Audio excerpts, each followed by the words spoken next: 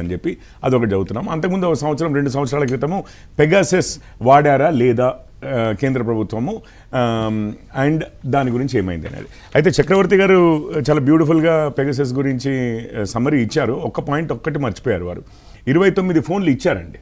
రాహుల్ గాంధీ గారు, వారి ఆలోచనలు, మన కమ్యూనిస్ట్ పార్టీ యేచూరి గారు, ఇట్లాంటి వాళ్ళందరూ చాలామంది పేర్లు, ఆ 300 పేర్లలో ఆ వైర్ అని ఒక అమెరికన్ సంస్థ ఉంటుంది, వారి మ్యాగజైన్ ఇది. Owner is an American and the author is also, the editor is also an American.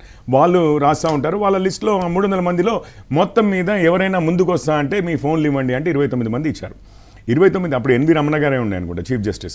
29 మంది కూడా ఒక టెక్నికల్ కమిటీ, బాగా క్వాలిఫైడ్ పీపుల్ని వేసి ఒక టెక్నికల్ కమిటీ వేసి దానికి ఒక జడ్జిని ఇచ్చేసి 29 ఫోన్లు ఇన్స్పెక్ట్ చేయమని చెప్తే 25 ఫోన్లలో ఎక్కడా కూడా పెగాసస్ వాడిన దాఖలాలు లేవు. First thing. సెకండ్ థింగ్, 5 మాత్రం మాల్వేర్ వచ్చింది. ఇప్పుడు మీకు ఇది ఫ్రీ అది ఫ్రీ అని చెప్పి ఇది చేస్తే డౌన్లోడ్ చేసుకుంటాం చూడండి, అట్లాంటి యాప్స్ డౌన్లోడ్ చేసినప్పుడు మాల్వేర్ ఇన్స్టాల్ అయింది. కాస్త నీట్గా క్లీన్గా పెట్టుకోండి మీ ఫోన్లో అని చెప్పి వాళ్ళకి చెప్పి అడ్వైజ్ ఇచ్చి వదిలేయడం జరిగింది. అయితే అందులో ఒక కామెంట్ ఉంది, కేంద్ర ప్రభుత్వం సహాయం నిరాకరించింది. అప్పుడు సాలిసిటర్ జనరల్ గారు కూడా చెప్పారు, మీరు అడిగి ఈ పర్టికులర్ థింగ్ యూజ్ చేస్తున్నారా లేదా అని అంటే లేదు అని చెప్పొచ్చు, కానీ మీరు ఏం వాడుతున్నారు అని అంటే మాత్రం చెప్పము. ఎందుకనంటే మనం ఏం సాఫ్ట్వేర్లు వాడుతున్నాము, ఏం పద్ధతులు వాడుతున్నాం అనేది స్టేట్ సీక్రెట్ అవుతుంది. అది చెప్పిన మరుక్షణం మీ నక్సలైట్లే కానివ్వండి, టెర్రరిస్ట్లే కానివ్వండి, ఓహో ఇది వాడుతున్నారు.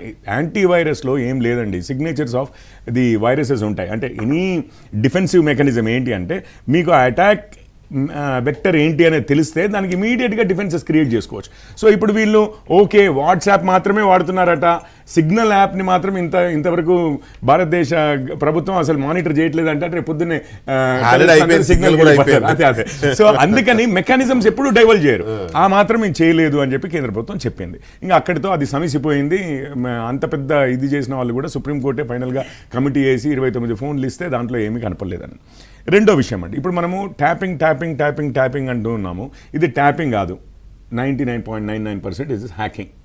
ఇది ఏమవుతుందంటే ట్యాపింగ్ చేస్తే టెలిగ్రాఫ్ యాక్ట్ ప్రకారం ట్యాపింగ్ కాదండి. టెలిగ్రాఫ్ యాక్ట్ ప్రకారం ట్యాపింగ్ అయితే హోమ్ సెక్రటరీ ఒక ఆథరైజ్ చేస్తే మనం ఎయిర్టెల్కో జియోకో వాళ్ళ ప్రొవైడర్ ఉంటారు కదా, వాళ్ళకు రిక్వెస్ట్ ఇచ్చేస్తే వాళ్ళు మన రికార్డ్స్ అన్ని సర్వర్ లెవెల్లోనే అక్కడే టెలిఫోన్ ప్రొవైడరే రికార్డ్ చేసేసి మనకు కాపీ పంపిస్తాడు. అయితే ఇప్పుడు ఆ రికార్డ్ చేసింది ఈరోజు వీళ్ళు హార్డ్ డిస్క్లు ధ్వంసం చేసినంత మాత్రం అవన్నీ ఎయిర్టెల్ ఆఫీస్లో ధ్వంసం కావు కదా, అవి ఉంటాయి. కాకపోతే ఇది ట్యాపింగ్ కానే కాదు.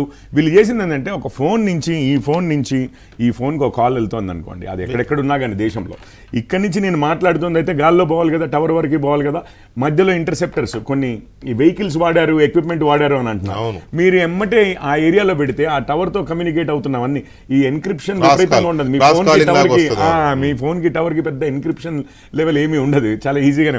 సో ఆ వాయిసెస్ అక్కడనే క్యాప్చర్ చేసే. ఇప్పుడు మీరు అనేదాని ప్రకారం మామిడి తోటలో వార్ రూమ్ పెట్టారు, లేకపోతే దయాకర్రావు గారు వార్ రూమ్ పెట్టారు, లేకపోతే ఒక మొబైల్ వార్ రూమ్ పెట్టారు, వ్యాన్లు పంపించారు అని అంటే ఏం లేదు, గాల్లోనే ఉన్నాయి. మనం మాట్లాడే మాటలన్నీ గాల్లో ఉన్నాయి కదా. టవర్కి వెళ్ళాలి, టవర్ నుంచి ఇక పైకి వెళ్ళాలి, అక్కడి నుంచి మళ్ళీ మీ ఫోన్కి రావాలి. ఒకవేళ నేను మా ఇంట్లో నుంచి మీ ఇంట్లో మీరు ఉన్నప్పుడు కాల్ చేస్తే, సో ఈ ప్రయాణం జరుగుతున్న సమయంలో హ్యాక్ చేయొచ్చు, ఎక్కడైనా డైవర్ట్ చేయొచ్చు.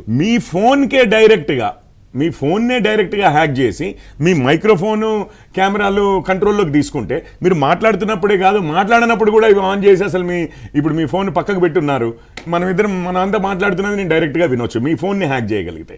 ఇది రెండో విషయం. ఇది మీరు అంటుంటే నాకు నన్ను ఏపీ సిఐడి వాళ్ళు విచారణకు పిలిచినప్పుడు అక్కడ నాకు ఒక విషయం, అంటే పేరు చెప్పను కానీ ఒక ఆఫీసర్ చెప్పింది ఏంటంటే, మీరు చెప్పిన విషయాన్ని ఇంకొంచెం డీటెయిల్గా చెప్పాడు. మీరు ఏం అసలు మనం 5 కూర్చున్న దగ్గర మీ ఫోన్ ఇక్కడ ఉంటే వాడు ఆ పక్క బిల్డింగ్ లో ఉండి మొత్తం చూస్తాడు, వింటాడు, మొత్తం ఎవ్రీథింగ్ ఈ నోస్. పెద్ద దానికి ఏం పెద్ద కష్టపడాల్సిన అవసరం లేదు, కష్టపడాల్సిన అవసరం అంటే ఆల్రెడీ